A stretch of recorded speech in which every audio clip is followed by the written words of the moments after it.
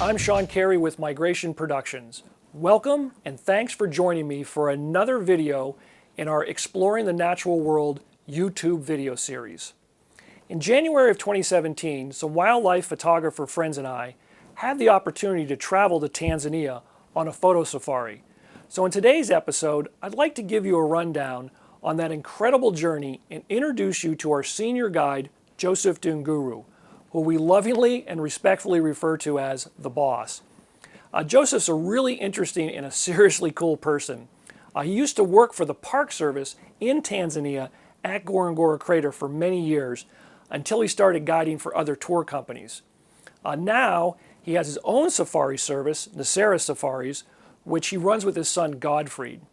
And while we were in Tanzania, we used them for all the logistics and planning.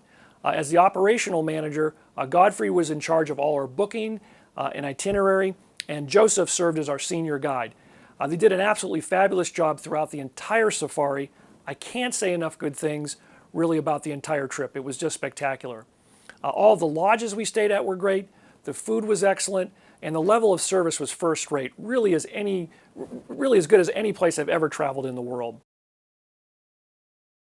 Back to Joseph again, he's really just an incredible guy, as I said earlier, but unfortunately, he was not able to be with us for the first 3 days of the 2017 trip.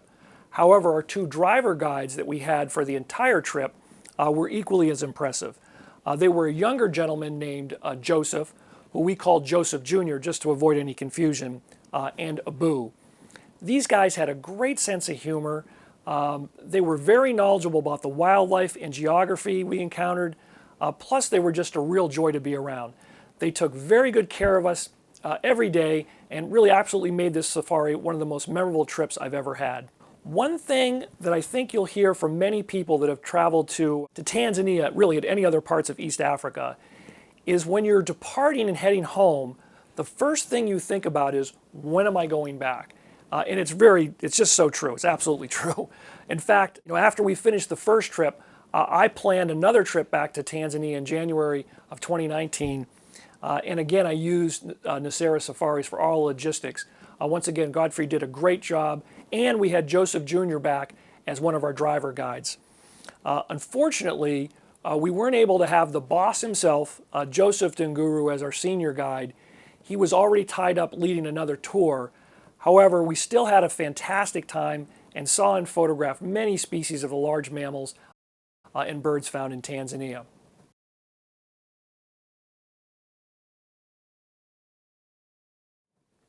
In terms of the wildlife, if you've never been to East Africa and Tanzania specifically, and you have an interest in a photo safari, you really need to go. I'm telling you, drop what you're doing and right now and start planning your own safari to Tanzania. If you want to see and photograph in no particular order, elephants in the wild, and giraffes, and lions, and cheetahs, the list just goes on and on. It's incredible. All these animals, that you read about and see pictures of, and you see them in zoos, it's so different and primal to see them in their natural environment, in the wild. And I haven't even begun to talk about the bird life. Prior to going on the first trip, I purchased the guide here, Birds of East Africa, because I wanted to study up on many of the species that I would see while I was there so I could ID them myself. But when you get there for the first time, I'm not sure you're really prepared for how incredible the bird life really is. I certainly wasn't. Just a few examples here. We had several bustard species, including Kori bustard, which is the largest or heaviest bird that's able to fly. These birds are really cool. We also saw and photographed several species of hornbills, including southern ground hornbill. Wow, what a massive bird. It's very prehistoric looking in many ways. This species was really high on my list of birds to see and photograph, and I was just thrilled that we had several opportunities to photograph it.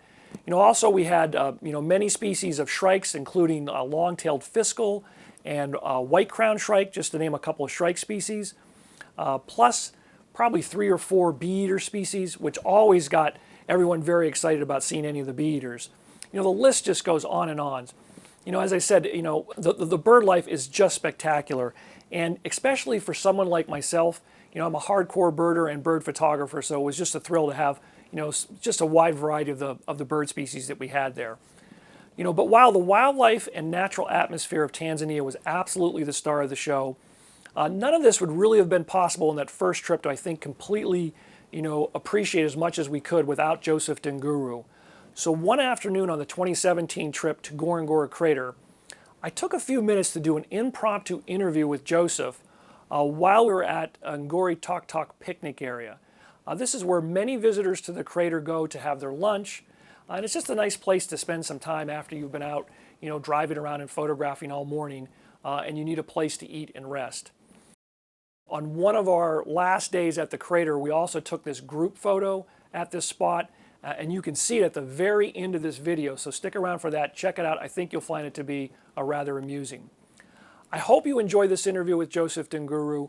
I'm sure you'll find him to be a rather charming individual, and his thoughts on Ngorongoro Crater will also be educational, and it might just have you wanting to plan your own trip to Tanzania. Now, let's have a listen to my good friend, Joseph Ndunguru. I'm Joseph Ndunguru, born in the southern part of the country, a small town known by the name Songea. And now I've been working up here for all my life. And Ngorongoro is my special place. I would talk of it as my second home. This is where I had my first employment. Back 1970, May Day of 1970 is when I had my employment here in Ngorongoro.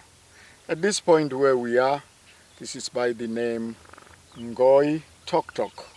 You can see the Ngoi Tok Tok behind me. And I'm not using Ngoi Tok Tok spring because Ngoi Tok Tok in Maasai language means spring. And when you talk of Ngoi Tok Tok spring, you are putting a baseball cap on another baseball cap. So this is Ngoi Tok Tok, very big spring as you see. And it could supply water for the whole of Ngorongoro if they could trap it from here. Other than that, the Ngorongoro, where we are, it's right in the Ngorongoro Crater. This is aged to be about 2 million years back. That's when they think the volcanic activities were active. But then, again, I must say that though Ngorongoro is known as a crater, it is not a true one because it was not formed by the eruption of the lava. It was sort of formed by the collapsing of the mountain that existed in here.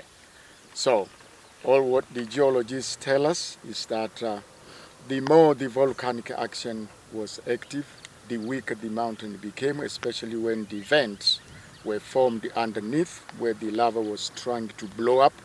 For some reason, the lava never succeeded to blow up.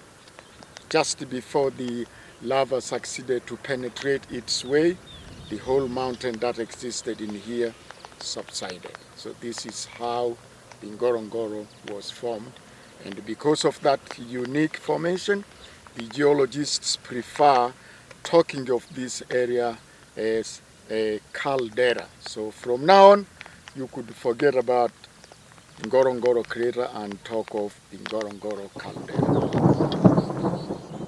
After visiting this site twice, I'm a firm believer that everyone should see Ngorongoro Crater at least once in their life.